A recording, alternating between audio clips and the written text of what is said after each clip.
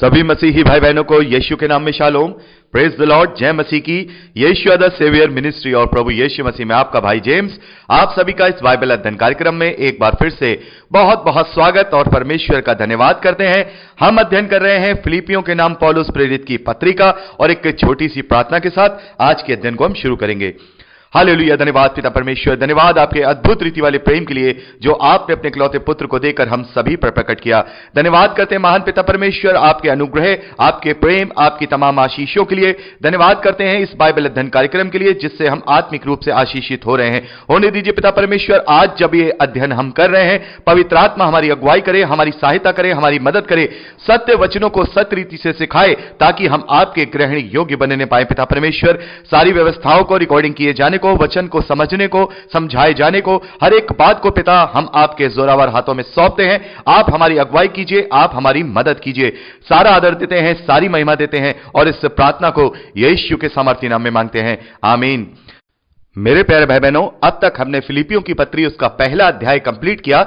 अब समय है कि हम उसके दूसरे अध्याय और पहले वचन से आगे का अध्ययन करें। यहां पौलुस पहले वचन में लिखते हैं, अतः यदि मसीह में कुछ शांति और प्रेम से ढांढस और आत्मा की सहभागिता और कुछ करुणा और दया है तो मेरा यह आनंद पूरा करो कि एक मन रहो और एक ही प्रेम, एक ही चित्त और एक ही मनसा रखो। मेरे प्यारे भाई बहनों, यहां पर कुछ बातें हैं जो पौलुस लिखते हैं जो प्रभु यीशु मसीह में हमें मिलती हैं।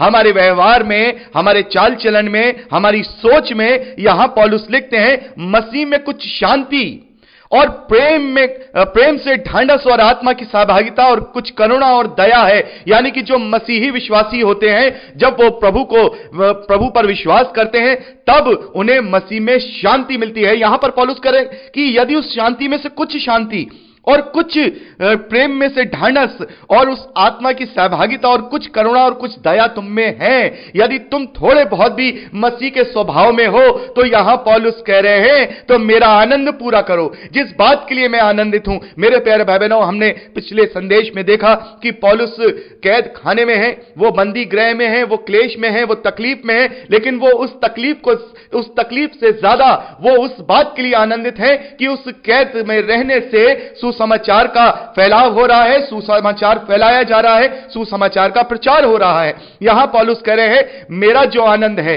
जिस बात के लिए मैं आनंदित हूं, तुम मेरा आनंद पूरा करो। यदि थोड़ा सा भी तुम्हारे अंदर मसीह में कुछ शांति मिली हो, तुम्हें, यदि तुमने मसीह को जब ग्रहण किया, तुम्हें जब शांति मिली हो, उसके प्रेम में तुम्हें ढांढस मिला हो, उसकी आत्मा की तुम्हें सहभागिता मिले हो, यदि कुछ करुणा तुम्हारे अंदर मसीह के प्रेम से आई हो, यदि कोई दया तुम्हारे अंदर मसीह के प्रेम से आई है, अगर थोड़ा सा भी तुमने पवित्र आत्मा में अपने जीवन में बदलाव महसूस किया है, अपने चाल चलन में महसूस किया है, तो पौलुस कह रहे हैं तो मेरा यह आनंद पूरा करो कि एक मन रहो, एक ही प्रेम, एक ही चित्त और एक ही मनसा रखो। यहां पर पौलुस कह रहे हैं जो मसीही विश्वासी हैं, यदि वो मसीह में एक हैं तो उन्हें हर बात में, प्रेम में और हर एक चीज में एक चित्त होना है और एक मन होना है और उनकी मनसा एक होनी चाहिए।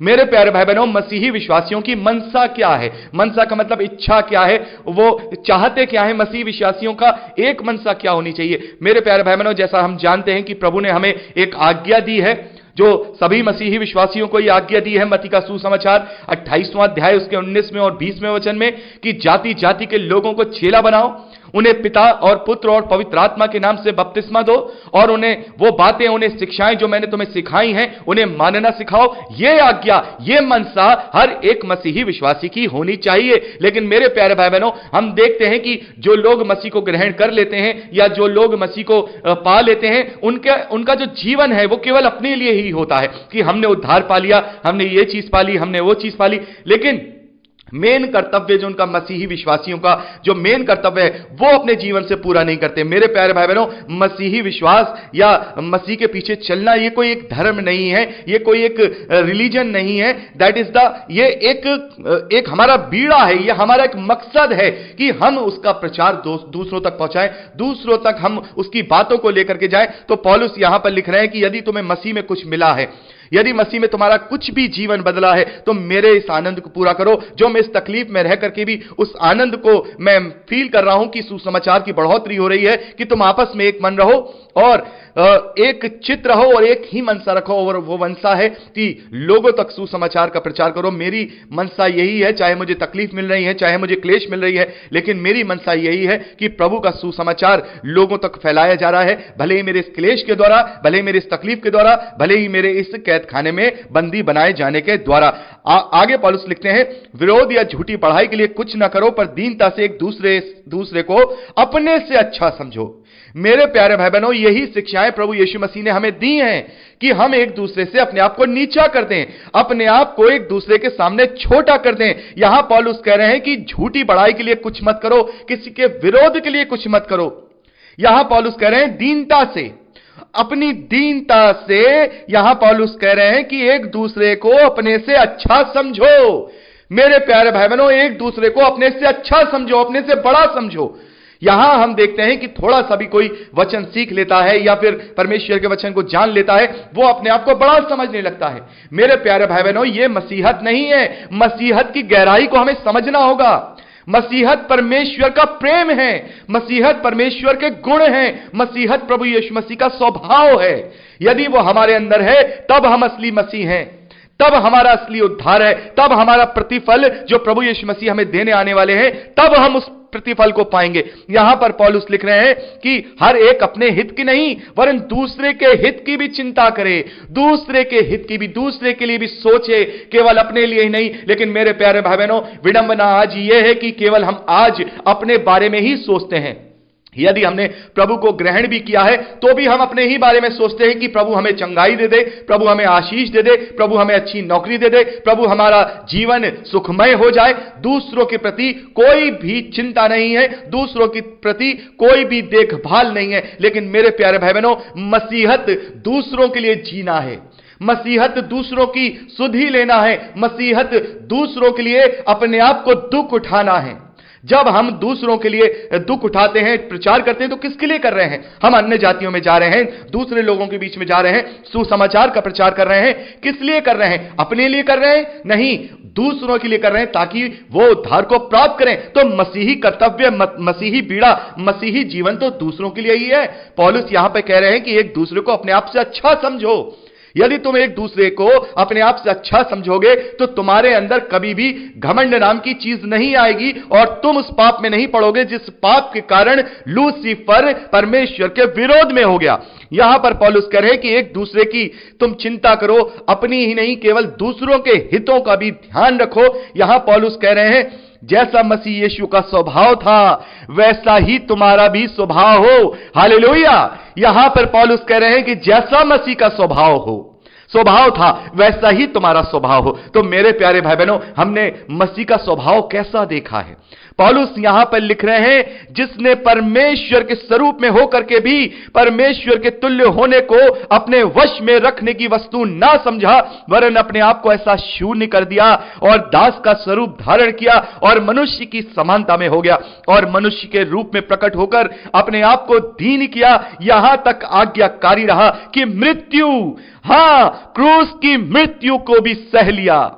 इस कारण परमेश्वर ने उसको अति महान भी किया और उसको वह नाम दिया जो सब नामों में श्रेष्ठ है, जो स्वर्ग में और पृथ्वी पर और पृथ्वी के नीचे वे सब यीशु के नाम पर घुटने टेके और परमेश्वर पिता की महिमा के लिए हर एक जीव अंगीकार कर ले कि यीशु मसीह ही प्रभु है। मेरे प्यारे भाई बहनों, यहां पर पौलुस लिखते हैं कि जैसा प्रभु का स्वभाव था उसने परमेश्वर होकर के भी अपने आप को अपने आप को तुच्छ कर लिया, मनुष्य के समान तुल्य कर लिया।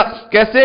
उसके बनाए हुए लोग जिसने अपनी समानता में उन्हें बनाया है, मनुष्य को, आदम और आदम की संतानों को, वो उस पर उत्पादित कर रहे हैं, उसे कोड़े लगा रहे हैं, उसे थूक रहे हैं, उसकी दाढ़ी नोच रहे हैं, उसे क्रूस पर चढ़ा रहे हैं। ऐसा आज्ञाकारी रहा कि वो क्रूस पर भी चढ़ गया, उसने क्रूस की मृत्यु को भी सह ली। ऐसा वो दीन बन गया कि अपने क्रूस पर चढ़ाने वालों को भी क्षमा कर गया।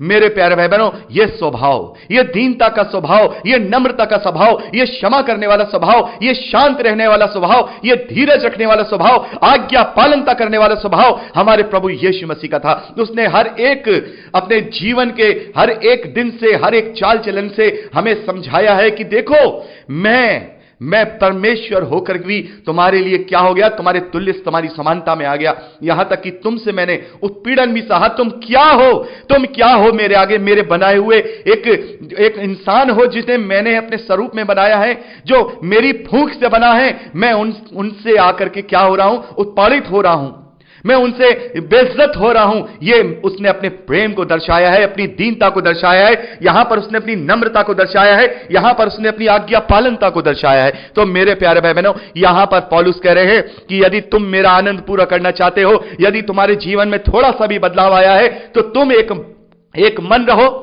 तुम एक ही तुम्हारी मनसा हो और तुम्हारा स्वभाव ऐसा हो जैसा हमारे प्रभु यीशु मसीह का स्वभाव हो। तो मेरे प्यारे भाई बहनों, जैसा कि हमने रोमियो की पत्री उसका 12वां अध्याय और उसके पहले वचन में पढ़ा था कि अपने अपने शरीरों को जीवित, पवित्र और परमेश्वर को भावता हुआ बलिदान करके चढ़ाओ, यही तुम्हारी आत्मिक सेवा है। तो मेरे प्यारे भाई बहनों, हम चाहे कुछ भी कर लें, हम अपने जीवन में चाहे कितनी भी धार्मिकता प्रकट कर लें, लेकिन यदि हमने अपने स्वभाव को, अपने चरित्र को, अपने चाल चलन को प्रभु यीशु मसीह के चरित्र, स्वभाव और चाल चलन की परछाई में नहीं ढाला, तो हमारा जीवन अभी तक नहीं बदला है। अभी तक पवित्र आत्मा ने मुझे और आपको नहीं छुआ है। यदि हम सही मायने में पवित्र आत्मा को ग्रहण करना चाहते हैं, यदि हम सही मायने में पवित्र आत्मा के वरदानों को चाहते हैं, यदि हम सही मायने में पवित्र आत्मा की अधीनता को चाहते हैं, तो हमें सबसे पहले अपने आप को दीन करना होगा, शून्य करना होगा।